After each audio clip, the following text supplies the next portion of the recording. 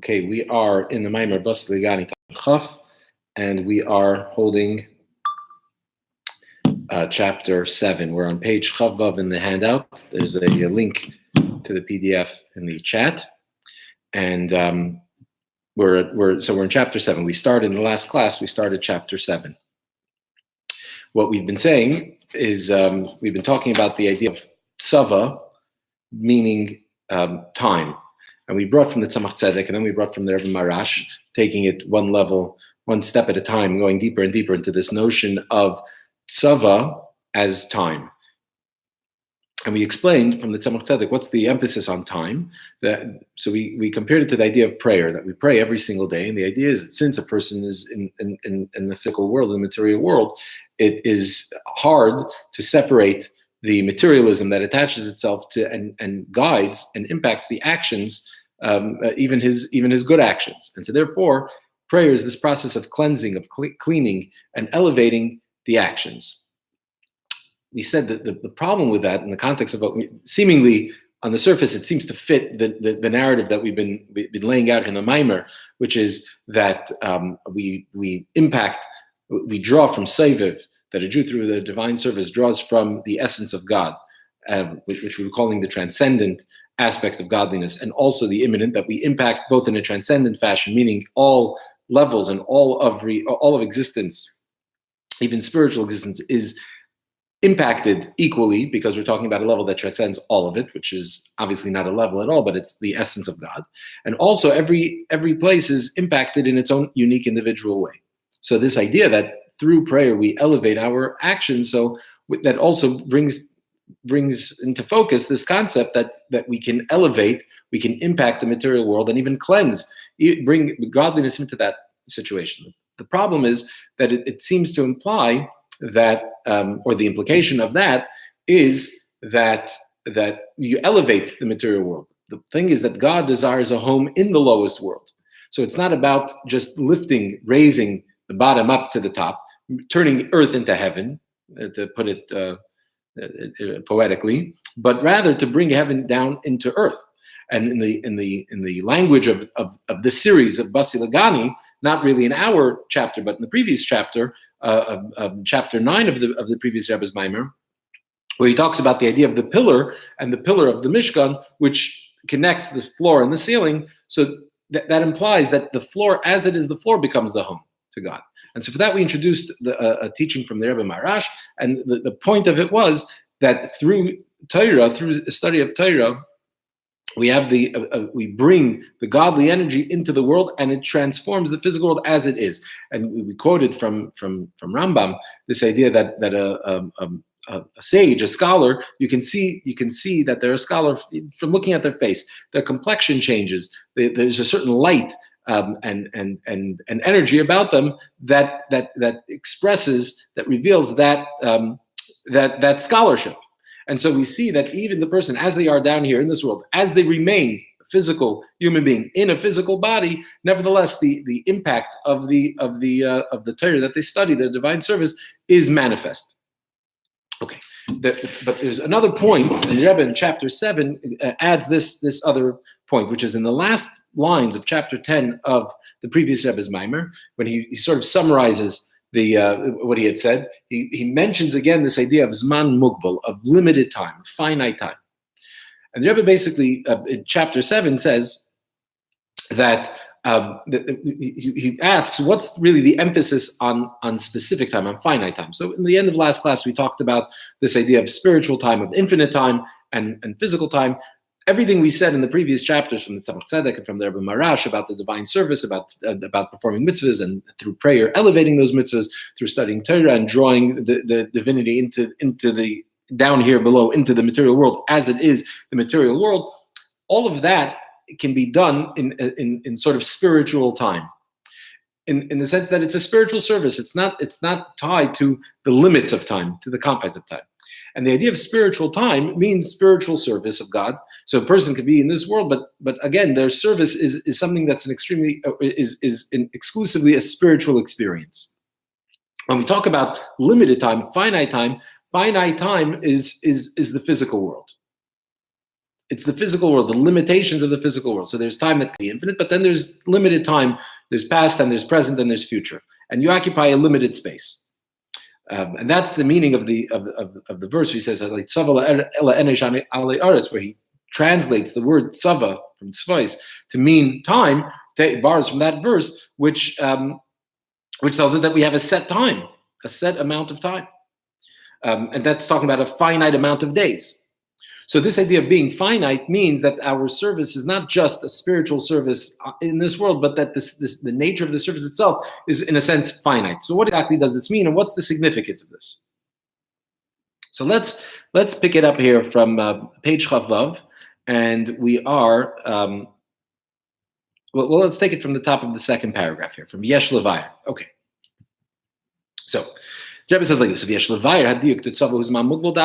understand this idea that tzava, when we say time, what we mean zman mugbal dafka, we mean specifically finite time, limited time. Because what does it mean limited time? Time is obviously, we're limited in time, but because it's possible for there to be time that's not limited. This is the idea of Ratzei V'Shayv, and the source of Ratzei V'Shayv, who are inyan mati v'lei mati. So the source of limited time is the notion of Ratzei V'Shayv. The source of Ratzei V'Shayv is Mati V'lei Mati, which we discussed in the past class. Ratzei V'Shayv is a movement into creation, and Shayv is a retreat back from it, or sort of like, you'd say, just like in a person, we have our own life force. So the life force, the blood that flows through our body, comes from the heart. So on the one hand, the heart pumps it out and goes out to the furthest place, but then it returns to the heart to be rejuvenated, to be enhanced, so it can continue. You can't just the heart can't just pump the blood out, and the blood remains in the parts of the body that it was pumped to. It needs to return to the heart. It needs to rejuvenate itself. And so Ratzei V'Shayv is that's the sort of the form through which God animates and creates the world. This flow of energy back and forth. The flow of energy back and forth, its source is Mati V'lei Mati. That's already in God's essence, outside of creation, sort of in a sense before any form of creation, but the movement within himself, a desire, a mati, like a movement, a desire, a pull to create versus a pull not to create. So here already we're not like, just like in the blood, there's the blood as it's in the heart, and then it gets pumped out of the heart, and the blood is no longer in the heart, it is now somewhere else. That's the idea of Ratzei V'Shayv. The energy goes and then it comes back. Mati V'lei Mati in God, it's not going anywhere. It's all within his essence. But that's the source. Still, these two movements are the source of Ratzei V'Shayv that then become the source of finite time. So a person could serve God with time, and by time we mean Ratzei V'Shayv. And yet, so to negate that understanding, so for that reason, the Friedrich Rebbe emphasizes in his Maimer in the end of chapter 10 that when he says Zman, time, he means Zman Mugbal, limited time, finite time. Why?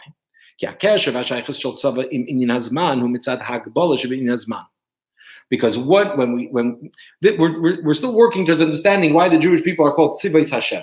And we said why they call Tzivos Hashem. First we have to understand what Tzivos means. What's Tzivos? And so we say Tzivos means Tzava, the root of Tzivos, Tzava is time.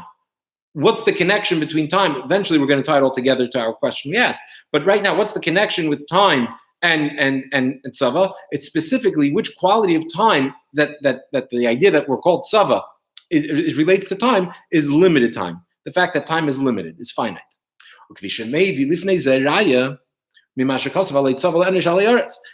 This is why the previous Rebbe, when he translates the word tzava to mean time, the source he brings is the verse tzava le'enesh alei aretz, that there's a limited time for man on earth. That's a limited time. So now once we've established that what we're talking about is limited time, finite time, so he explains in the Maimer that in this limited time, in the days that God fashioned, that he gave to each and every one of us. So the hour avodah, the divine service of the Jew is to bring loy echad, him into one. What does that mean? To reveal and to make shine this idea of havai echad, the oneness of God, should be revealed in this limited finite time.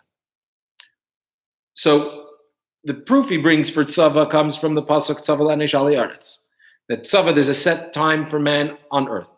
And then he says, Yamim Yitzar v'lo yachad b'hem. He brings the verse of that of days. Once we know that time is finite days, Tzavala Enish, a set time of days, a person has a limited lifetime. Then he brings another verse that talks about this idea of filling your days, Yom Yitzhar, taking all these days that were granted to man, and bring Echad into them, into these days. The idea of bringing Echad, the oneness of God, into these days, meaning into finite time and space, this is the meaning of Tzava as finite time. What does this mean? So the Rebbe says like this. So he explains it based on a mimer of the Rebbe Rashab, which so exactly 100 years ago.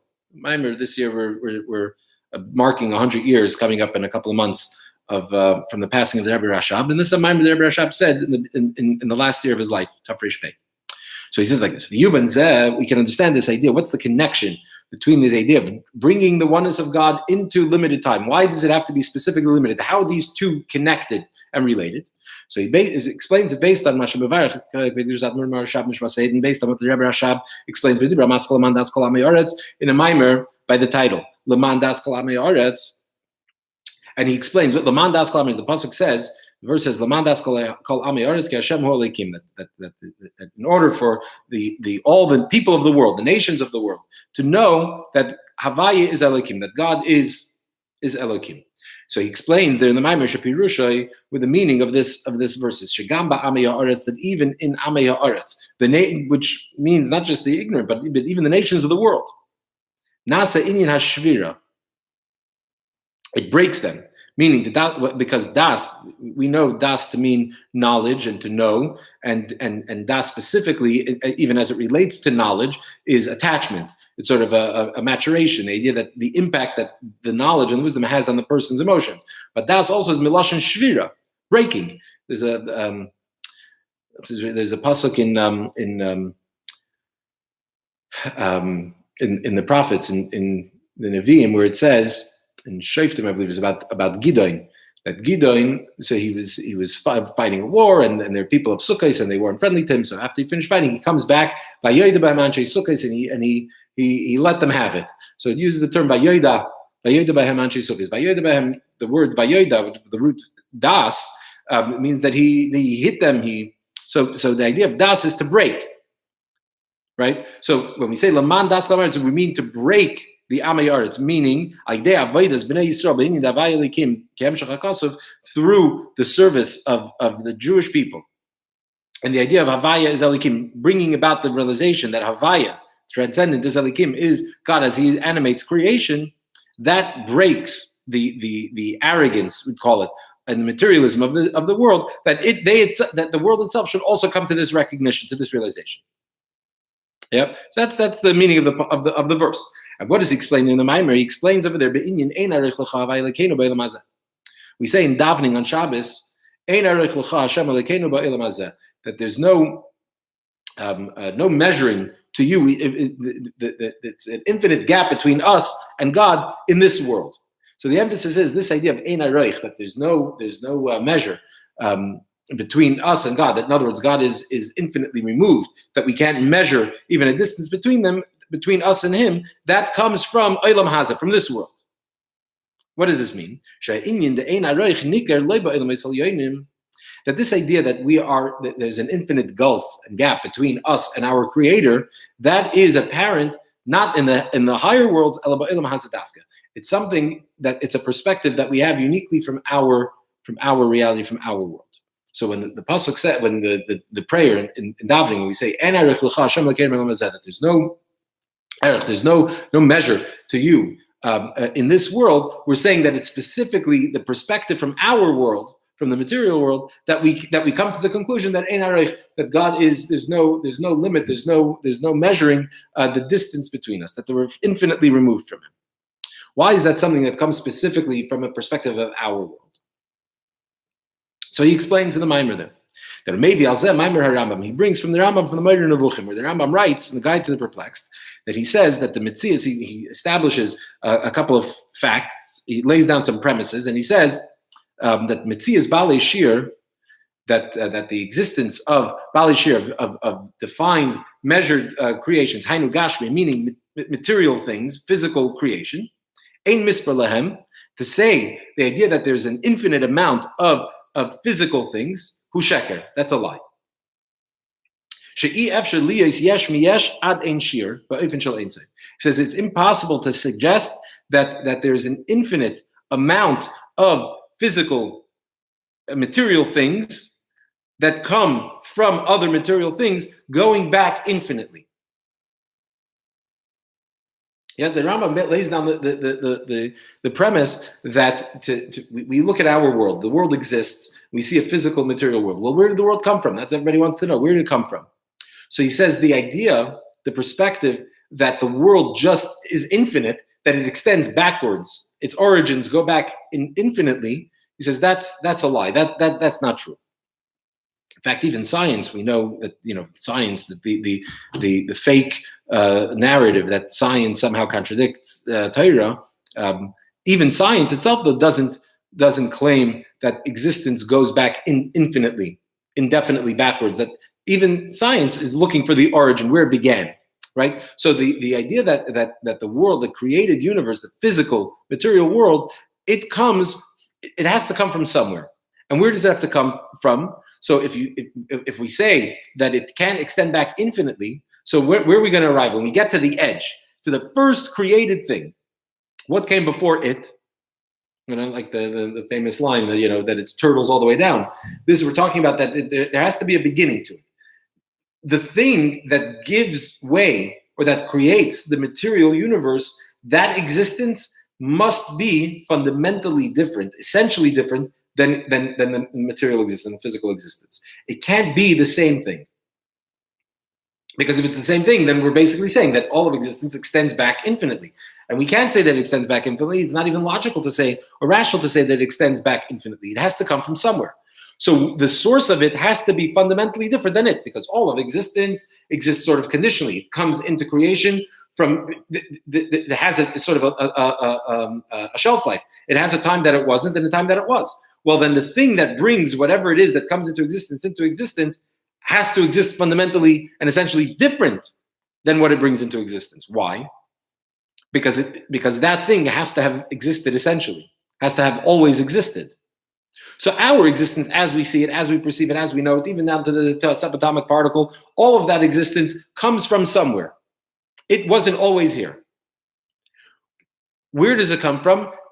The end of the line has to be, it comes from a place, from a thing, or something that always was. Well, something that always was, by the mere fact that we say that it always was, automatically the result of that is that it exists essentially different, not just practically, but essentially its existence is fundamentally and essentially different than everything that comes after it. And so there's this huge gap between the creator and the creation. Because their existence is an entirely different type of existence.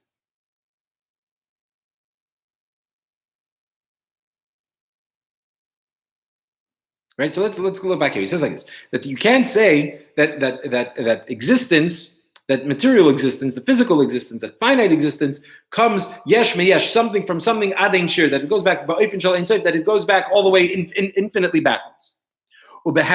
So we must say, the implication is, the source of everything has to be nothing. If the source of something is nothing, then the transition from nothingness to something is an unbridgeable gap. It's an immeasurable distance. It's an infinite distance between the two. So from here, we already can see that the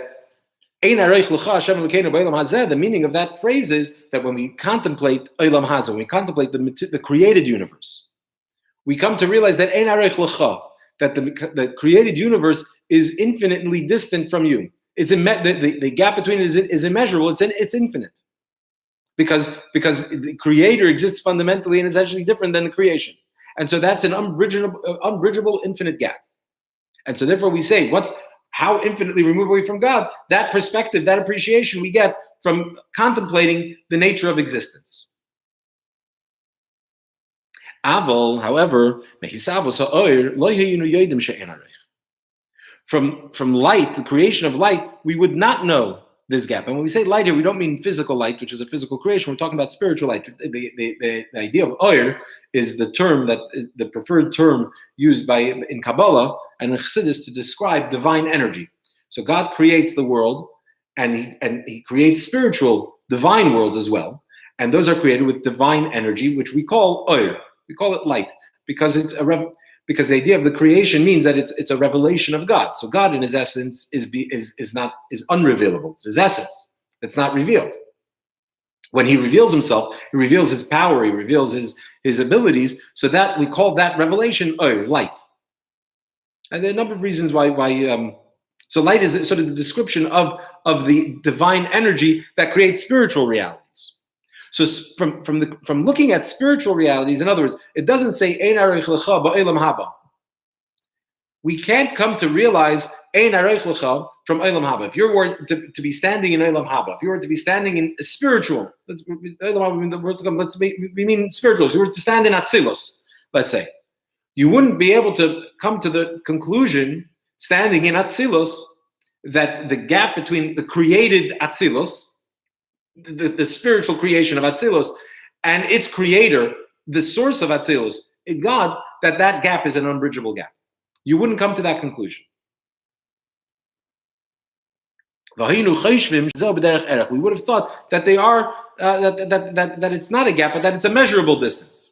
Why? Because light is commensurate with the source of light. Light is relatable to its source of light.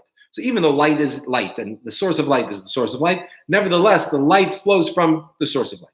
So in other words, when we talk about spiritual creation is a revelation of what was concealed before. So God creates by revealing that which was hidden. So what does it mean that there are spiritual worlds, spiritual realities? It means that what previously had been hidden, concealed within God, that is now revealed. Just like you take an example from the light of the sun and the sun. The rays of the sun exist in the sun itself, but in the sun itself you can't see anything. The ray of the sun, then it projects out of the sun. The sun projects it outward, and now from the rays of the sun we can see the light that emanates from the sun. But the light is always connected to its source. And what is the function of a source of light? The function of a luminary, the function of the sun is to shine, is to give light. So when we contemplate the creation of spiritual existence, spiritual reality, and we know that the nature of spiritual reality is ilaval, cause and effect, that it comes, one thing leads down to the next, that each level is related to the level before it. So if you trace that all the way back to its source, where do you end up? So we say, we look at spiritual worlds, look at the worlds of spiritual Asiya or spiritual Yitzira and Bria, all the way up even to Atzilus and to the worlds beyond Atzilus. All those worlds, we keep tracing them all the way back to their source. Where are we going to get? We're going to get to a place which is God as he creates, God as he is meant to sort of reveal his abilities. Because the light reflects the truth of its source, which is that it's a source of light. And so you can always relate spiritual creation back to its source, back to its creator. And so when you get to that final step, the first form of spiritual creation, the gap between that and its creator is seemingly bridgeable. Because that first step of creation is merely a revelation of what's already there. It's just now it extends outward. And so from spiritual existence, from spiritual creation, you would get to it. You would get back to God as He's the source of all creation. But what would we know about God? What we would know about God is that God creates God. That God's abilities are meant to come forward, to be revealed, to be manifest. The source of light is meant to give light. Could you say that that's the essence of God? You can't say that's the essence of God. Because in God's essence, nothing is necessary and nothing has to be. Nothing is compulsory. Nothing is necessary. It's just Him in His essence as He's removed from anything. So from the spiritual worlds, we can't really come to know God in His essence. in his true essence. We can know him as a source of light, but not in his true essence. It's only from the material world, from the physical world, where we say that the gap between the physical existence and whatever comes before it, whatever brings it into existence, is an immeasurable gap. What is that? What's the implication of it being an immeasurable gap? The implication is that we're talking about an existence that could do whatever it wants, that's not limited. It could do and not do. It could create, not create. That nothing is off limits for it, and nothing compels it, and it's not compelled by anything. That would be an apt description, if you can call it, of God in his essence. That he's totally removed from anything. He's not compelled to anything. Let's keep reading inside. Actually, before we continue, Moshe. So this, I think, hopefully the point is clear that the Rebbe Rashab says in his Maimer that it's specifically from the material created universe that we can come to recognize, we come to touch God in his essence, because it's from finite creation that we come to a creator that is fundamentally and infinitely removed from the creation. And once we say that he's infinitely removed from creation, so obviously all bets are off. It could be anything and everything and nothing all at the same time. Whereas from the spiritual creation, since that goes through a very, very neat process of evolution, spiritual evolution, we can always trace back to its source. And then when you're going to get to the first thing, the source of it, as you transition from the creation to the creator, that gap is a bridgeable gap. And so it's only so far that we can get. And the conclusion is a God who creates spiritual realities. And in a sense, is almost we'd have to conclude also really compelled to do that. That he's compelled for his essence to shine forward. So we see the advantage of the material, finite universe, created universe and existence over the spiritual realities. That it's only from the finite, material, limited nature of existence that we can come to appreciate, come to recognize the true essence of God. That is fundamentally removed, that we understand, or even to define, but to recognize that it's undefinable, unknowable. That you can only appreciate from the finite universe, not from the spiritual universe. However, Moisef was the Rebbe Rashab continues in his Maimer, and he adds another point to this. And he says like this, that after we already know from creations that are Bali that are defined, meaning physically defined creations, from in our world. Once we know from our perspective, from the material world's perspective, that creation comes in a manner of enaroich, in an immeasurable, infinite way. So that compels us to draw the same conclusion about the spiritual world's spiritual reality. That the fact that God creates is, once we already know that God is not compelled in any way, shape, or form in his essence, so then even the fact that God is the source of light, source of spiritual creation, even that in his essence, there's a step before that where he's not compelled to that either. So then we can appreciate that really the true source of even the spiritual realities is not that step of ma'or, God as he is a ma'or, as he is a source of light. That's not the final step, but really it comes from before it as well. But so we can come to recognize that even in the spiritual sense it's true, but only after realizing from the material world.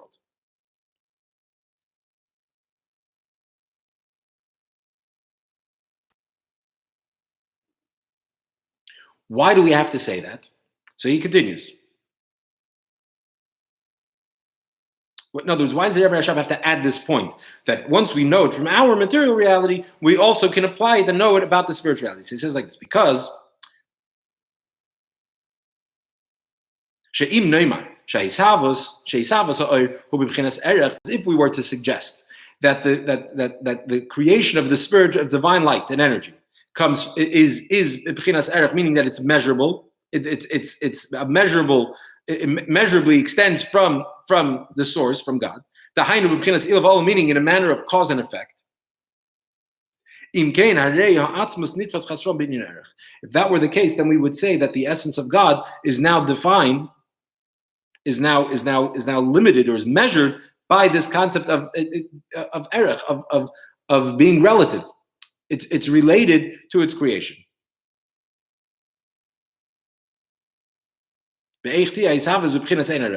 And then if that's the case, how would then Hisavas creation come in a manner that's infinite, in infinite distance?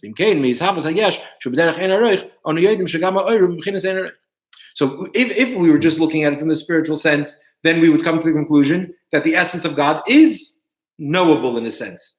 It's defined as the source of creation. In that case, then the essence of God is somewhat knowable and definable. But once we say that creation, we know that the nature of creation of the material world is in a manner of ein aroich, immeasurable, infinitely removed. So then if that's the case, then the same has to be true about the spiritual realms as well, meaning that the true essence of God is not nitfas, it's not grasped, it's not comprehended, and it's not measured by any measure. And so therefore, from Hisavas Hayeshu, therefore, from creating of the material, of the physical existence, which is in a manner of Enerech and an infinite gap between the creator and the creation, we come to know that truly even the light that emanates from God is also Enerech, is also not measured and connected in some way relative to its source. Meaning that in all matters, the essence of God, everything is ein areich to the essence of God. Nothing is measurable. Everything is infinitely removed from the essence of God.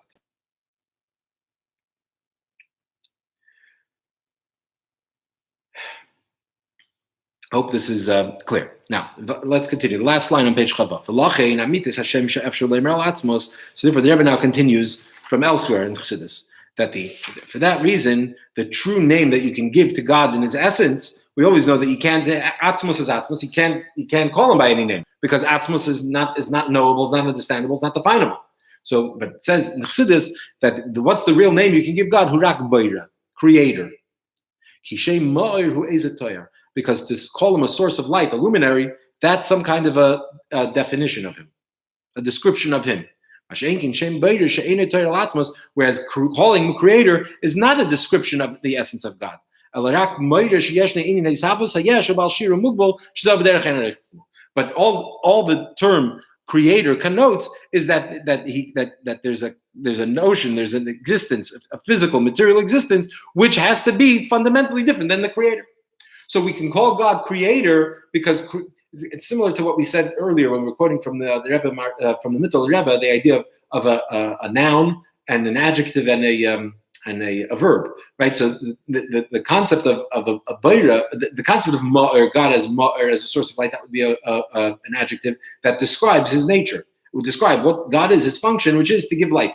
The function of a Ma'ir, the purpose of a source of light is to give light. That's why it's called the source of light. So to refer to God as Ma'ir, as the source of light, which we sometimes do, but again, we're not talking here. We're trying to get to the core of everything. We also talk about creation being in a manner of ein areich and in a manner of yesh me'ayin and ilav va'olol. Really, creation is also referred to in these terms. There's yesh me'ayin, the physical, the material existence that is something from nothing, and then there's the spiritual worlds that also are created ilav va'olol here, which is cause and effect in an evolutionary process. But here we're saying that even that, once we have the physical creation, we realize that even what was created ilav va'olol, even that evolutionary process of creation, emanates from also in a sense of yesh me'ayin. It comes from somewhere that's not compelled to create it. There's an inner, but that we only know from the yesh, as we just explained.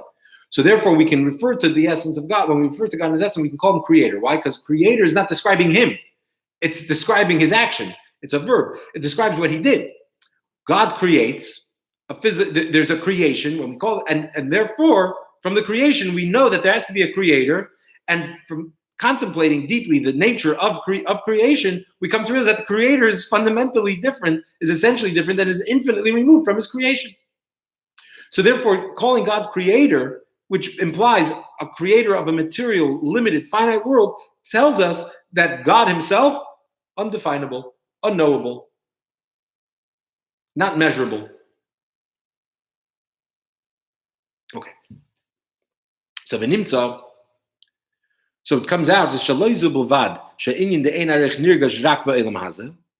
what comes out from here is that not only that this idea of ein arich, that there's no limit, that there's no measure there's an immeasurable gap between creation and creator, that's felt primarily, particularly in Olam Haza, in the material, in the physical world.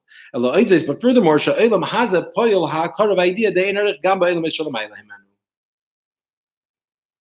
but this also brings about an understanding, an awareness, and an appreciation for the fact that this Ein Arich, this immeasurable gap between creator and creation, exists, is true also in the spiritual realms as well.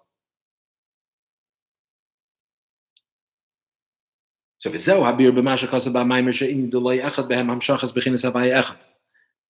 now, so this, bringing this from the Rebbe Rashab, this idea that we can come to know God, or appreciate, to gain a perspective in the nature of the essence of God, specifically from the finite material world. So this explains what the previous Rebbe says in his Maimer, that the idea of the notion of loy echad behem, which is hamshachas bechinas Hashem echad, drawing the oneness of God. Nasa dafka bizman mugbal di yamim yitzaru dafka. It's specifically yamim yitzaru, specific, finite, limited days that then allow us to bring the echad into the world. The loy maspik, and it's not enough in azman kifishu bechinas ratzi v'shoiv or lamali es bechinas mati v'lay mati. It's not enough to serve God in a manner of ratzi v'shoiv, meaning, or mati v'lay mati, meaning in spiritual time. Ki in the loy echad, because when we're talking about bringing the loy echad, bringing the oneness of God into the world, into the days, we're talking about koyal echad kamaishu bechinas yachid, talking about the oneness of God, one as He is only. Echad ve'ein sheni, like one and there's no second one to Him. To the point we're talking about bringing the essence of God. For that purpose, we need to have the constraint of physical time. Kidavka, because it's specifically in limited, constrained, a confined time, as we said before, gitzachap atzmos umahus. As we said before, that it's only in finite time, created time and space, that we can that you can find atzmos, the essence of God, engaged, as we just explained earlier in the paragraph.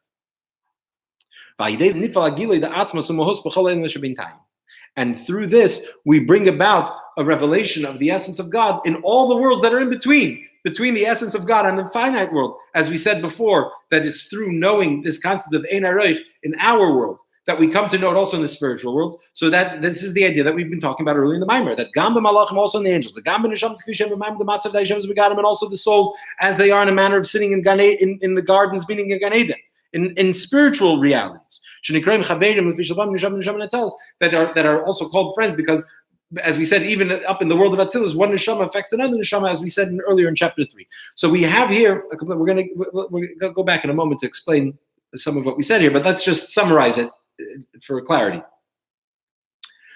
The Rebbe is saying here that we're saying the purpose, the avodah of the Jew, is to bring about an awareness of the essence of God in reality, into the created reality, right? That's what we're trying to say. So now, if we were talking about the spiritual divine service, so then when we talk about the essence of God that would be manifest, when we'd say Hashem Elohim, that we're bringing the essence of God, or the transcendence of God, into the material world, into the physical world, what are we talking about? We would be talking about a level of the essence of God, or which we already know now can't really truly define the essence of God, but as He's Mar, as He's a source of light. That's what we'd be talking about. We wouldn't be talking about the true essence of God. When we're saying that we're the loy echad, that we want to take loy with an aleph, the loy echad, loy where he's not definable, he's unknowable, and it's that level, meaning the essence of God, that we want to bring that and that echad, that oneness, into the world, into days. We're talking about the essence of God that has to be in finite days. It has to be something that's done within the confines of the physical material universe, the limited universe. Because it's only from here that we can access the essence of God, the true essence of God, God as He's called creator, not God as He's the source of light. So he discusses here, he describes the idea of echad ve'ein sheni loy. So just in brief, because we're going to sort of run out of time here. When we talk about the Hashem Echad, so let's say when we say Shema Yisrael Hashem Elokeinu Hashem Echad, that we should know that Havaya, as He's transcended, is Elokeinu, and Havaya is Echad. And we talk about this idea of echad, right? Discuss that length. What does it mean that God is one? God is the only. So what does it mean that God is one? When we say echad, one implies that there could be others, right? Echad, when we say Havaya and Elikim, there's Havaya, that's not translated as it relates to, God forbid, to idolatry, and any form of idolatry, meaning any independent existence, but even as it relates to the names, Havaya Elokeinu is Echad, that Havaya, transcendent energy of God, and Elokeinu, immanent energy of God. God as He's beyond creation, God as He's in creation, are one. They're one. The unification of Havaya and Elokeinu, that's what we call Echad, one, because it's two things coming together as one. So this already is parts. These are sort of parts of God, so to speak. That's not the essence of God. When we talk about the essence of God, the essence is not made up of components. It's not made up of parts. So when we say essence of God, here what we mean is Yachid, only. So when we're talking about Shema Yisrael, it's important to say Echad, because if you say Yachid, you get the wrong impression. That's another topic that we're not exploring here in the Maimer. But the point we're bringing up here about Echad, the Ein Sheni Loi, one, and there's no second one to him, and Echad, as it means Yachid only, what we're saying is the essence of God. That's not made up of anything, any components. It's just the essence of God. It's not Havaya and Elikim, different divine energies that are all one, or that creation and beyond creation are all one. They're all part of that oneness. What we're talking about is Echad, the oneness of God, as there's nothing else. Not that it's the essence of God manifest in otherness that we reveal to be oneness, but the essence of God as it's just the essence of God. No components, no parts, just the essence of God. That's the oneness we're talking about. Where do we get to that oneness? Where do we get to that essence of God? The part that's not made up of components, only through the material world. And so when we say Yami Mitzvah V'lo Yachad Bem, that God gives us a set amount of days, we have a limited amount of days, meaning that we're serving God from a very finite place, from a limited place, from a world that is limited. We come from this limited world, we come to recognize the essence of God as it is truly beyond anything. It's not compelled in any way, shape, or form, and it's not limited to anything, and it's not measured in any way, because it's the great mystery of how you go from nothing to something. That's an immeasurable gap. That's a gap that cannot be bridged. And so what does it tell us about the Creator? It tells us absolutely nothing. That's precisely what we need to know about the essence of God is absolutely nothing. Whereas if it told us something about God, then it wouldn't be the essence of God. And that's the perspective of the higher realms, the spiritual worlds. And so it's from our divine service in this world that we come to draw the essence of God and draw it down, as we've been talking in the Maimer, not just the idea of drawing that essence of God into all worlds equally, but each world is impacted as well. And so from a Jew's service in this world, when we say Ein Arech L'cha Hashem Elokeinu B'olam Hazeh, we come to appreciate this idea of Ein Arech L'cha. We come to recognize that from the material world, we get to understand that the true essence of God is beyond anything. That then informs our perspective and understanding of the spiritual realms, meaning the spiritual realms also now come in contact with the essence of God, which on their own, if not for the physical world, they would not be able to come in contact with, which is similar to the idea we've been talking about in the Maimer, which is the idea, the impact both of Seiviv and Mamala, to use the language of the Maimer, the impact that it has both down here as well as up there, which is what the Rebbe concludes in chapter 7, which is that also it impacts the Malachim, it impacts the angels, it impacts the souls. This idea impacts everything. All of reality, both material and physical, as well as spiritual, all of it is impacted from the perspective of the divine service of a Jew in the finite, limited universe. How does this answer the question that we asked earlier about why the Jewish people are called Tzvais, and how does this all relate together? That we'll get to in chapter 8, God willing, in the next class.